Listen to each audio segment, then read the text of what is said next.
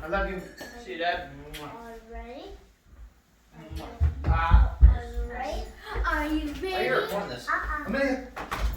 Oh, my bad. Awesome. Yeah. All right. Gussie Bear, say bye-bye. I love you. Oh. I know. You're running away from me. No.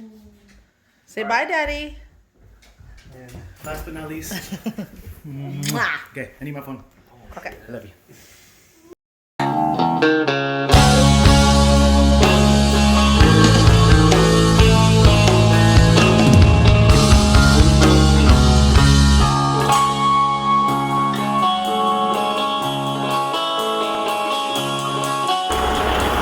All right, starting our night. Just gonna check our little tires here. Get away from that loud engine. So,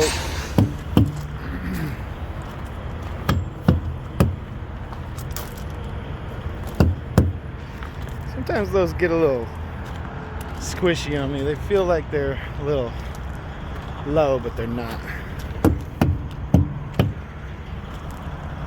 So,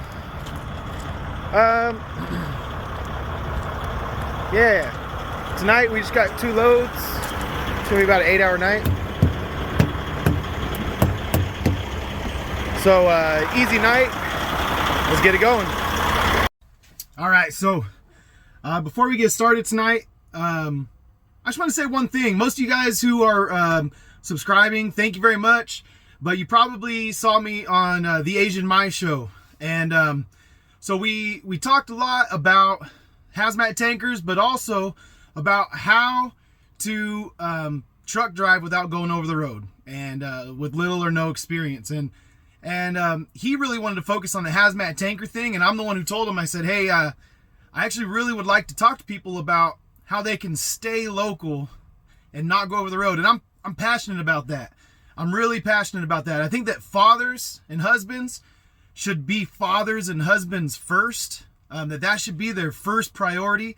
That providing for your family is a part of loving your kids and loving your wife, but it's like a small part. Like your presence is required in your kids' lives. So if you're going out over the road for 6 weeks, 7 weeks, 8 weeks, and you're not home, man, the effect that it has on your kids, the effect that it has on your wife. I mean, some women are strong. I'll give you that. Some women, they can run everything while you're gone, and God bless them for it. That's awesome. But it doesn't change the fact that they can't be you. They can't be a dad. Dads, you need to be in your kids' lives, man. And so, as a truck driver, I see other truck drivers, and some of them, I think they like to go out on the road and leave their families, and they kind of go out and do their thing.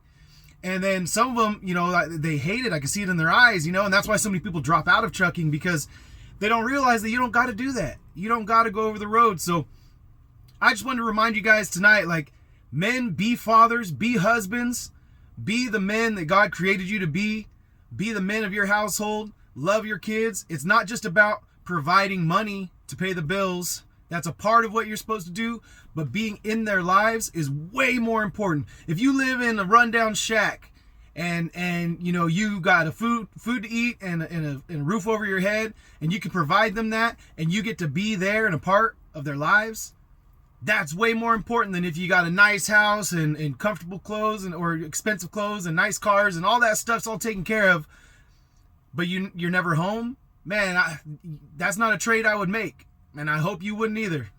So I wanted to leave you guys with that or talk about that tonight, because before I get started here, because I'm really, really, really passionate about that. And don't get me wrong, you could work a local job. You could put in your 14 a day. I commute about 35 miles each way, so it's about 45 minutes. So I lose an hour and a half. So I'm home for about 8.5 hours on most days. So I could conceivably sleep for 6 or 7 and then pursue some hobby or do something, lame with my time without seeing my kids, without being there for them. And I could just, still ignore my kids even though I'm local, and still ignore my wife even though I'm local. And that's not good either, man. So men, be men, love your families, love your wives. Even if you're a local driver, man, take advantage of that. Be there. Like, arrange your schedule. If it's inconvenient, if you're going to hit traffic, right? I go into the Bay Area every night, so that's like a thing for me. It's like, man, but if I go to my son's baseball game, I'm going to hit traffic. You know what? It's worth it sometimes, man. Just deal with it. Just deal with the little inconveniences to be there for your kids. And I tried as much as I can, and my kids still think that I'm not home enough, that I'm not there as much as they'd like me to be there. And I think that's a good thing, because that means they like me around. But hopefully they never get to the point where they're like, man, would he leave? But anyway, so, be home, be there. I had a friend, he actually wasn't in truck driving, he was in another job, but he was just working himself to the bone, working every chance he got, working on the weekends. And I'll tell you what, man, it ruined his relationship with his wife, which in turn challenged his relationships with his kids. I mean, it really went downhill fast. And I remember I told him a couple years before it all kind of went bad, and I just said, hey, man, you need to spend more time at home. And he said, oh, well, I'm providing for my family. You can't tell me that I'm not being a good father when I'm providing. And he kind of got offended. And I just said, hey, man, I'm just telling you that your kids need your presence more than your presents. Does that make sense? They need you there more than they need the things that you can buy them. Your presence, not your presents. A little play on words. All right, we're gonna get this thing started. I'm gonna check in with you guys a little later, and we'll see what the night holds for us. We got a couple loads. Real easy night. This time of year it usually does slow down a little bit, and we're just gonna get through this holiday season. We're in the middle of November, so it's a little chilly out. I got my hoodie on under my long sleeve, and yeah, we'll knock these loads out, and I'll check in with you guys later. Let's go to Lukenbach, Texas, Waylon and Willie and the boys. This successful life we're living's got us feuding like the Hatfields and the boys. Between Hank Williams' pain songs and Newberry's train songs and Blue Eyes crying in the rain. Out in Lukenbach, Texas, ain't nobody feeling no pain. No sunshine when she's gone. Only darkness every day. Ain't no sunshine when she's gone. This house just ain't no home. Anytime she goes away. So one thing, I just watched the footage from when I left the house, and that was kind of silly. Everyone kind of knew they were being filmed, so everyone acted a little weird. Even I acted a little weird.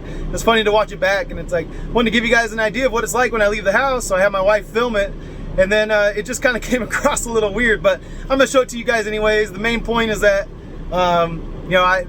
it's our usual nightly routine. When it gets busy and I leave earlier and I end up coming to work in the afternoon time, like I leave the house between 3 and 4, then the kids will just be getting home from school, and I'll kind of be running around,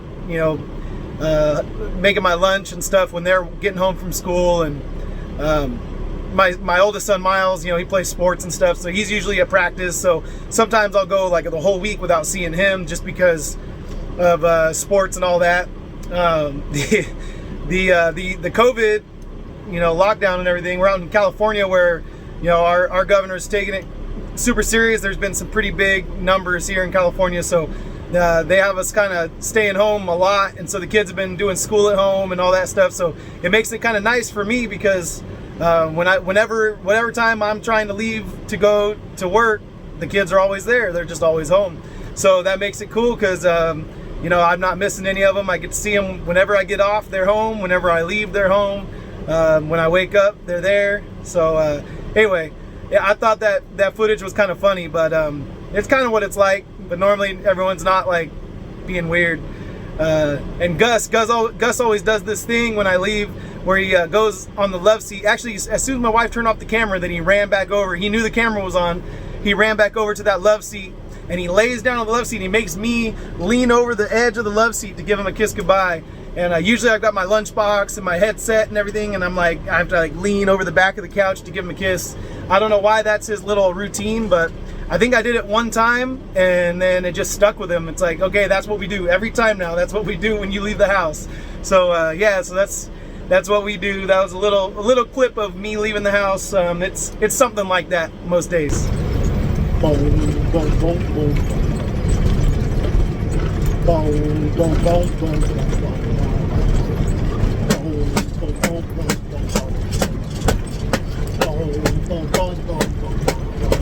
I'm going to Wichita. A 7-nation army couldn't hold me back. All right, so the night is done. I'm in the garage. It's about 5 in the morning. And yeah, put in about 8.5 hours. And that was it for the night. Made a little bit of money, not much. But like I said, we're in the slow time of the year. And we made our money all during the summer. So now's the time to kind of rest up, see the family a lot more. And yeah, I'm about to strip down out here in the garage because these clothes smell like rotten eggs. So yeah, don't let that stuff get in your house. If you ever want to haul this stuff, this molten sulfur, it's bad. It smells bad. But anyway, catch you guys on the next video. See ya.